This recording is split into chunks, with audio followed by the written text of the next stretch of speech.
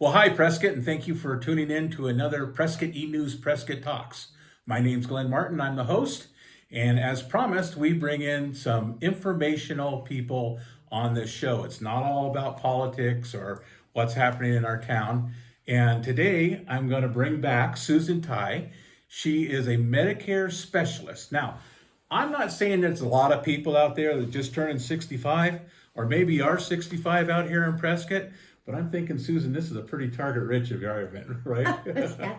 So, when I started, when I turned 65, and I was doing all this research about what was going to be the best plan for me, it was like there was an A, a B, a C, a D, and all these balls going around, all over the place.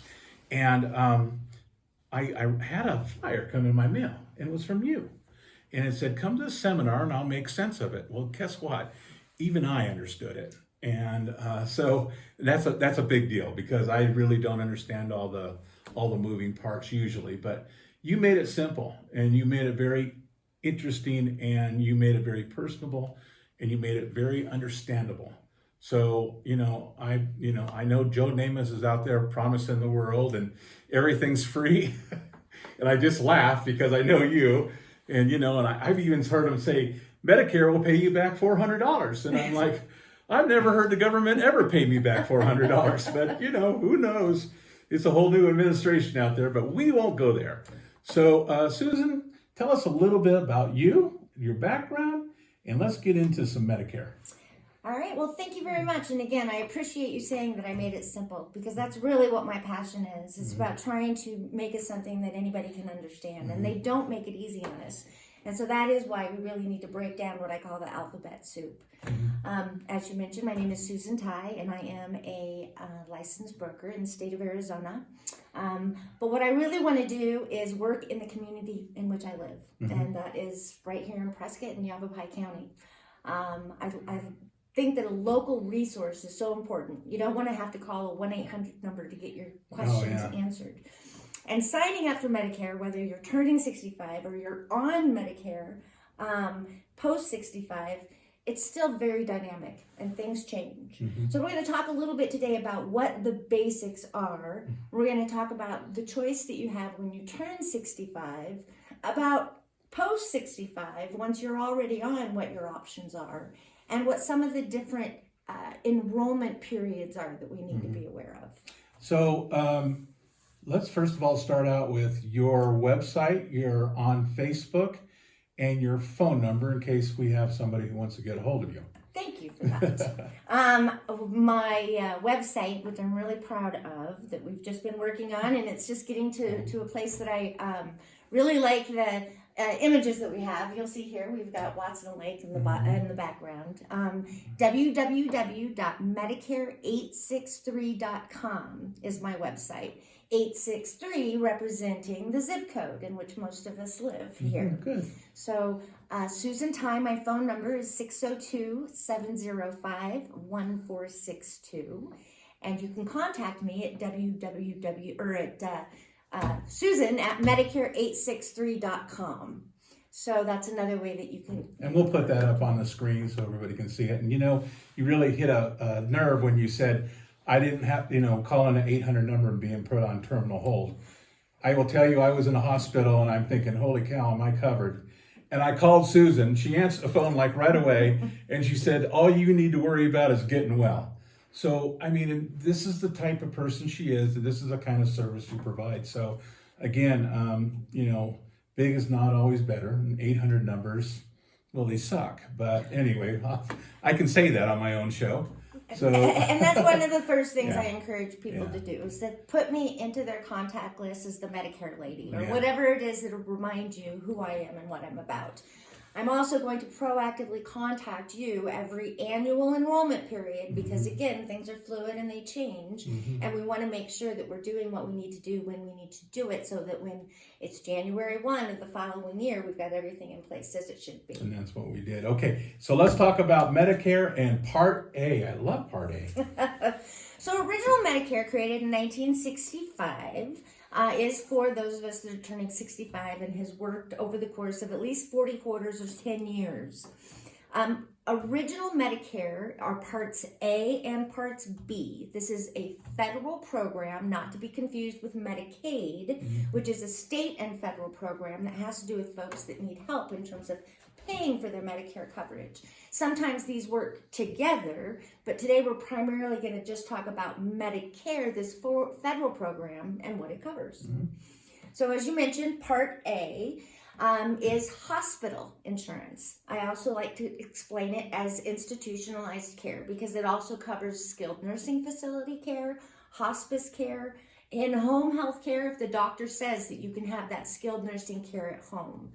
All of that is covered by Part A. Part A does not have a premium, and some folks get confused on the difference between a premium and a deductible. Your premium is what you pay monthly, typically, for that coverage. So when you are employed and you are covered by your employer's plan, that premium would typically be deducted from your paycheck. There is no premium associated with Part A, the hospital insurance, not because it's free, but because you paid FICA taxes while you were working or while your spouse was working. And that is part of the benefit, part of the entitlement that we have now, not because it's free, but because we paid into it along the way. Yeah. That's right. Part B is everything else. So when we're not talking about hospital, but we're talking about our primary care physician, seeing a specialist, the surgeon, while we're in the hospital, is covered by Part B. The anesthesiologist is covered by Part B. The meds that you're prescribed while you're in the hospital are covered by Part B. Any outpatient surgeries, x-rays, MRIs, ultrasounds, blood work, all of that good stuff, Part B. Durable medical equipment, ambulance, both by bus and by air, covered by Part B. Very comprehensive. It really is wonderful. And for most of us, it's less expensive once we move into Medicare than what we were paying on the open market or even with our employer's plan. Very much so. Right. Now, there is a premium associated with Part B, meaning the monthly amount that you pay for that coverage. And it changes a little bit every year. In 2021, it's $148.50. Most folks have that automatically deducted from their Social Security check, although you don't have to be taking your Social Security benefit in order to be eligible for Medicare when you turn age 65. Vice versa, you don't have to go on to Medicare when you turn 65 if you have creditable coverage through your employer. So again, everybody's circumstances are different. There is no one size fits all.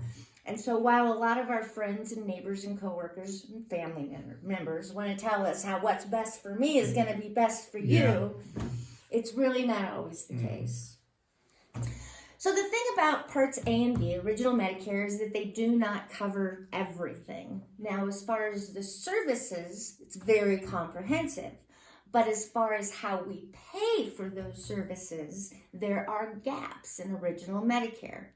So say, for example, if you're hospitalized, you have a deductible that you pay. Now, as I mentioned, the premium is what you pay for the coverage. There is no premium for Part A.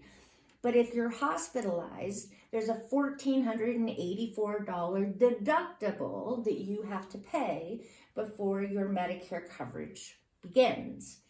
Also, if you are in the hospital past 60 days, on that 61st day, you now have co-insurance or co-payments that you have to contribute for that coverage.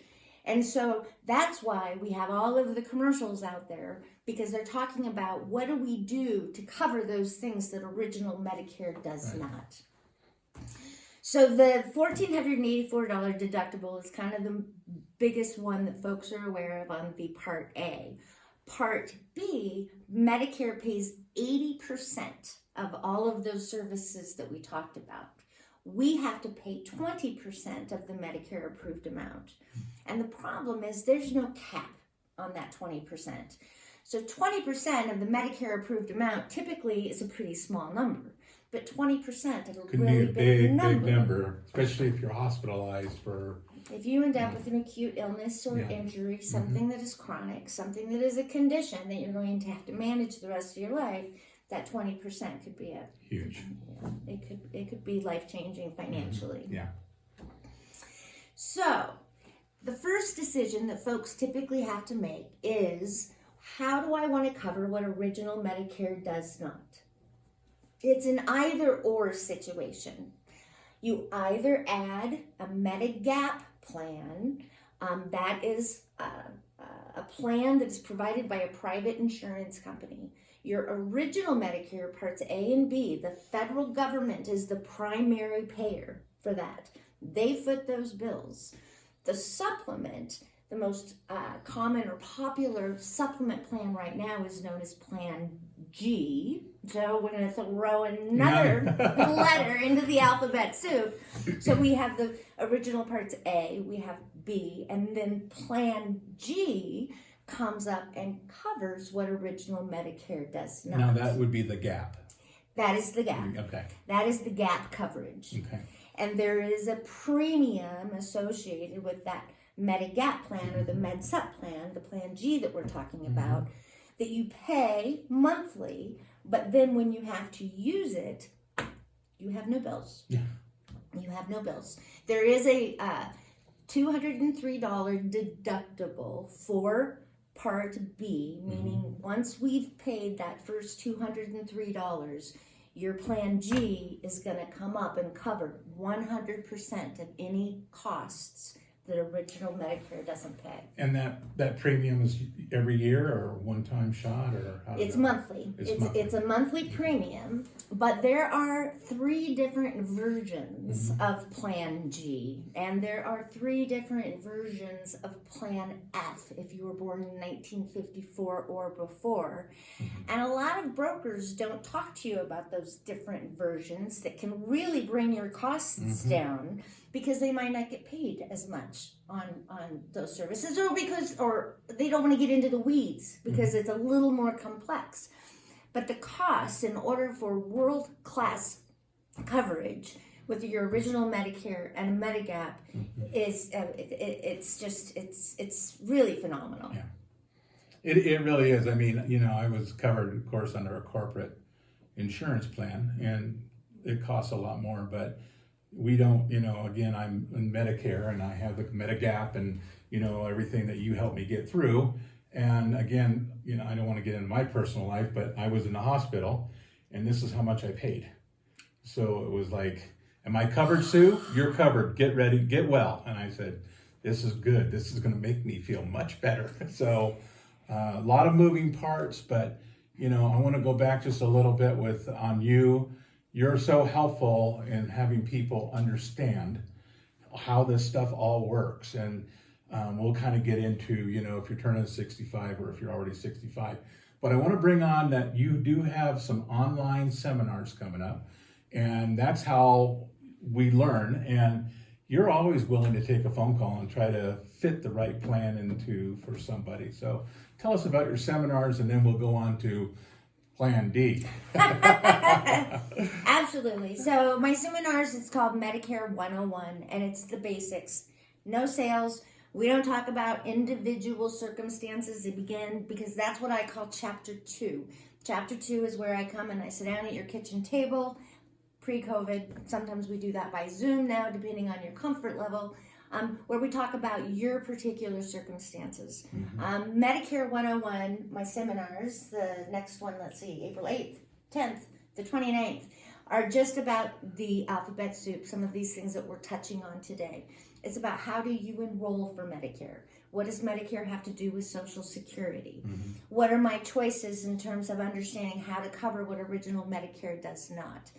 So it's just the basics, and we've got some interactive tools on the platform, so you can send in chat messages, or I'll poll you with questions and that kind of thing. But it's really a lot of fun. Yeah. Well, for such a boring topic. It's very informative, though. I mean, you had all your little whiteboards out, and I'm going, oh yeah. Anyway, let's go on with the next plan. Okay, so I was talking about the either or scenario. So if you want to keep your original Medicare, where the federal government is your primary payer, you have to add a Med Sup or that Medigap plan. But you also have an option to go with a Part C, also known as Medicare Advantage plan, also known as a Medicare Replacement plan, where you package your original Medicare and you assign it to a private insurance company that now offers you a network, an HMO or a PPO. These are the Joe Namath commercials that you're talking about. Free, free, free. There may be zero premium for a Medicare Advantage plan, but if you have to use it, you have co-payments and co-insurance as you go. So the federal government has said the out-of-pocket maximum, now once, if we're in the original Medicare with a Medigap, there is no out-of-pocket maximum. You're just paying a premium and it pays and it pays and it pays. If you have a Medicare Advantage plan, the federal government has a maximum out-of-pocket for an HMO of $7,550.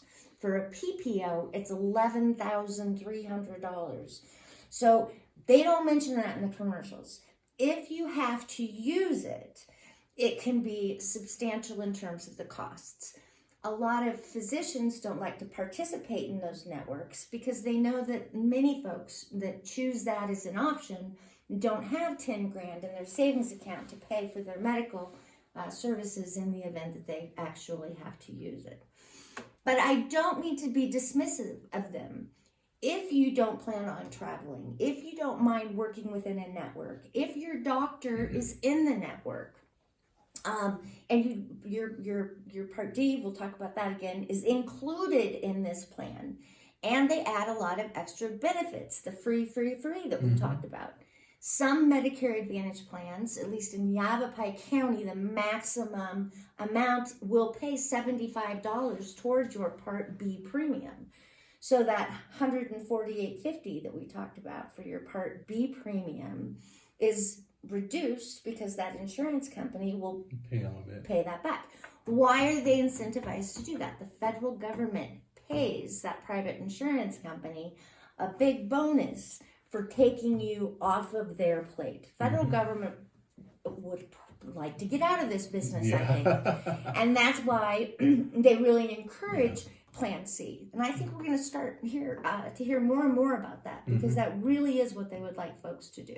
Interesting. Yeah. So it's not free. No, it's not free. If you have to use it, you may not pay a premium for it, but it's not free. But they do add additional benefits, but it can be a little overstated. So they'll say plus dental, plus vision, plus transportation, plus they add these things, but typically it's not comprehensive. You're not going to get comprehensive dental with a Medicare Advantage plan, but you'll probably get a cleaning examination, x-rays, and that type of thing. So again, for some folks, a Medicare Advantage Doesn't plan fit. If one size doesn't fit all. One size does not fit all. Then we got D. And then we got D. So D can either be the simplest component of your overall Medicare coverage or the most complex. I could do an entire seminar just on Part D. The only thing that makes simple sense about Part D is that D is for drugs. So that is your prescription drug coverage. And that is depending upon each individual, how that plan will work best. There are brand name drugs that we see the commercials for on TV. There are no generics for them. Injectables, inhalers. There are these higher tier types of drug that can really break the bank. We look at Part D every year because they change every year. Just like Part C, the Medicare Advantage plan, and Part D, every annual enrollment period, October 15 to December 7, because those plans change, we get to shop them and choose the plan that will be best for us and what we have going on that will be effective then January 1 the following year. An example I like to make about Part D is there was a plan, I won't say the name of the company, but the premium was $17 a month for that Part D plan. If you didn't look at it during annual enrollment period, they changed that premium and you woke up on January 1st with a $54 a month premium instead of the $17 that it was because they changed. They're required to send you an annual notice of change, but with all of the other stuff that fills up our mailbox that time of year, it's not difficult to overlook. Yeah. Another reason to have a local resource, somebody who knows what those changes are and probably knows what plan you're already on. Yeah, and that's the advantageous part about having you right there on the phone with a phone number. And I'm sure somebody will ask questions about Part D, but the best thing to do is get a hold of you, I think. Yeah, it is. It's we talk about balls in the air and alphabets and oh my goodness, yes. There's deductible. There's your initial coverage. There's your coverage gap, formerly known as the donut hole. Yeah. Then there's the catastrophic coverage. It really is, and just because you have a Part D plan in place doesn't mean that we might not use other resources like GoodRx or a Canadian pharmacy to get certain prescriptions filled. And if you don't have your Part D plan in place, there's actually a late enrollment period associated with that. So I don't like the idea of making things over complex and trying to make it sound difficult, but they also, frankly, don't make it easy on us. And so it is important that we understand that we're covering all of our bases as far as our costs are concerned. So somebody's out there watching right now, they're on Medicare right now. They're thinking, man, maybe I want to talk to Susan about changing my plan. How do they go about that? Again, reaching out to me directly, either at Susan at Medicare863.com or calling me. We can set up a meeting, whether it's virtual or your kitchen table or my home office. Either way, I'm absolutely respectful of how you feel about meeting in this environment. But the big point that you bring up is post 65. Just because you've made these decisions when you turned 65 doesn't mean that it's not time to reassess. Have your premiums gone up? How much have they gone up? Why have they gone up? What is it about this particular insurance company that's providing you this coverage? Why may it be going up more frequently and at a greater rate than another insurance company? Are there additional benefits that an insurance company can provide? Maybe I would like silver sneakers or silver and fit, or maybe I want some preventive services covered, some additional things. So it really is important to say, what am I paying for and what am I getting? And you can look at your options. Look at your options. Yeah. So somebody gets a hold of you, how much do you charge? I charge nothing. Oh. It's free! It's another free thing. In the event I do my job well, first of all, you're going to refer me to someone else. And in the event that we're looking at an insurance company that's providing you this MedSup or Medigap plan or a Medicare Advantage plan, I represent both. I represent 15 different insurance companies in the state of Arizona. If one of those products or one of those plans is appropriate for you, the insurance company pays me. So yeah, I do get paid. It's just that you don't pay me. Yeah. Well, and that's kind of cool. When you came to my house, every county has a different plan and different prices. And, Susan came out and had like 15 different plans.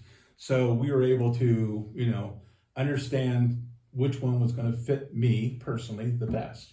And as it turns out, I couldn't be happier, Sue. I mean, it's just like, I'm so glad that you came out and explained this, and it saved me a lot of money and a lot of grief. So, thank you again. Anything you want to wrap up with? No, I would just say again, thank you for saying that you understood what we talked about. Because if I've done that, then that's my passion. That's what I'm all about. The rest follows. I'm just happy that I'm not working in a 9-to-5 job anymore. I get to live in the community that I want to live in, and that I can help folks understand something that's been made a little more complex than it should be. And you exclusive Prescott and Yavapai County. I'm not exclusive, but this is where I want to be. Where you want to push it. Yeah. Okay, great. Well, thanks again, Susan. I appreciate your time. And, if you're, need a vodka right now, I can understand, but contact Susan, she'll help you out. And I like to always close our program out with thanking our current and prior serving military. Thank you for giving us the freedoms and opportunities that we enjoy every day. We also thank our law enforcement and firefighters for keeping our streets safe. And, we back the blue right here on this show for sure. So with that, Prescott, thanks again. We'll see you next time. Enjoy your day.